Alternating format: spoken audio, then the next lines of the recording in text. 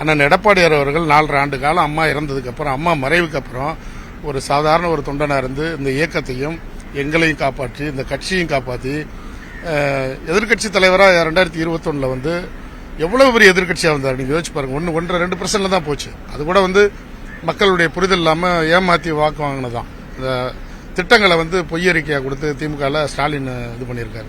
இப்போ நீங்கள் என்னை குளத்தூரில் போட்டாலும் நாங்கள் நீங்கள் கேட்டதுக்காக நான் சொல்ல வரேன். குளத்தூர்னா எங்களுக்கு என்ன பயமா? அப்படிலாம் ஒன்றும் கிடையாது. மக்கள் தான் எஜமானர்கள், மக்கள் தான் வாக்களிக்க வேண்டும். இப்போ நான் ஆலந்தூர் தொகுதியில் நிற்கிறேன். மக்கள் 100% வாக்களிப்பார்கள். எங்களுக்கு அது மேலே மிகப்பெரிய நம்பிக்கை இருக்கு. எடப்பாடி மேல மக்கள் பெரிய ஒரு வரவேற்பை வச்சிருக்காங்க. என்ன காரணம்னா, இந்த கொரோனா காலங்களில் யாருமே சாதிக்க முடியாத அவர் சாதிச்சுக்காருங்க. அது உங்களுக்கு எல்லாரும் தெரியும். கொரோனா காலத்தில் சாதாரணமாக ஒரு சாதாரண ஆள் பண்ண முடியாது.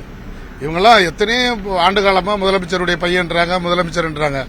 அண்ணன் எடப்பாடியார் அவர்கள் அந்த 4.5 ஆண்டு காலம் சிறப்பாக ஆட்சி செய்து தான் இன்னைக்கு மக்கள் வந்து வரவேற்கிறாங்க. அவர் தான் வரணும்னு விரும்புறாங்க. வருவோம், கண்டிப்பா ஆட்சி வைப்போம். தாம அன்பரசுலாம் ஏமா எங்களுக்கு அவர் ஒரு நீங்க அமைச்சர் ஏன் எங்களுக்கு பயம் காட்டுறீங்க? அமைச்சர்லாம் ஒண்ணுமே நம்ம மனுஷன் தானம்மா. எல்லாத்தையும் சார்ட் அவுட் பண்ணுவோம். எல்லாத்தையும் சார்ட் அவுட் பண்ண முடியும். நான் 2 முறை அம்மா இருக்கும்போது 2 முறை அந்த வார்டுலயே கவுன்சிலரா இருந்திருக்கேன்.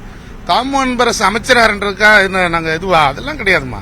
அவர் வேலையை பார்க்க, நான் பாட்டில் என் வேலையை பார்க்க போறேன். மக்கள் தான் நம்ம எஜமானர்கள். ஆலந்தூர் தொகுதியில் உள்ள மக்கள் வந்து 100% வந்து வாக்களிப்பாங்க. ஏன்னா அண்ணன் எடப்பாடி வர்றதை வந்து எல்லாருமே வரவேற்கிறாங்க. என்ன மெயின் காரணம் உங்களுக்கு தெரியும்? நீங்க சிட்டிக்குள்ள தானே இருக்கீங்க. எங்க இருக்கீங்க நீங்க? அண்ணன் எடப்பாடியார் அம்மா ஆட்சி செய்யும்போது நீங்க எவ்வளவு ஈபி கட்டிங்க? இது எங்க இருந்தாலுமா உங்களுக்கு சீப்பா கிடைச்சிருக்கலாம். அப்ப இப்ப ஹாஸ்டல் சரி அப்படியே வச்சுக்கிறோம், உங்க வாதத்துக்கு வச்சுக்கிறோம். அம்மா இருக்கும்போது ஹாஸ்டல்ல ஃபீஸ் எவ்வளவு, இப்போ ஹாஸ்டல் ஃபீஸ் எவ்வளவு? காரணம் என்ன? அங்க வந்து இபி பில்லு, ப்ராப்பர்ட்டி டாக்ஸ் என்ன அந்த பில்டிங் ஓனர் என்ன பண்ணுவான்?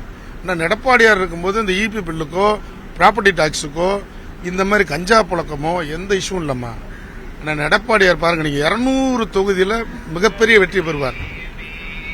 எழுதி வச்சுங்க. ஏன்னா மக்கள் அந்த மாதிரி இருக்காங்க. அவ்வளோ ஒரு எப்படா எலெக்ஷன் வரும், இவங்களை எப்படா வீட்டுக்கு அனுப்பணும்னு இருக்காங்க. நீங்க அந்த பயத்துல தான் அவர் வந்து ஒரு 5000 ரூபாய் போடுறாரு. நீங்க அதையும் மக்கள் பேசுறாங்க. இவ்வளவு வருஷமா கொடுக்காம நீங்க இப்போ வந்து 5000 கொடுக்கல, என்ன யூஸ்? அதனால வந்து 100% ஜெயிப்போமா. வேற என்னமா உங்களுக்கு கேள்வி? உங்களுக்கு தெரியுதுல, நீங்க இருக்கிற இபில எவ்வளவு கட்டுறீங்கன்னு, ப்ராப்பர்ட்டி டாக்ஸ் எவ்வளவு இருக்கு தெரியுதுல. பரவாயில்ல.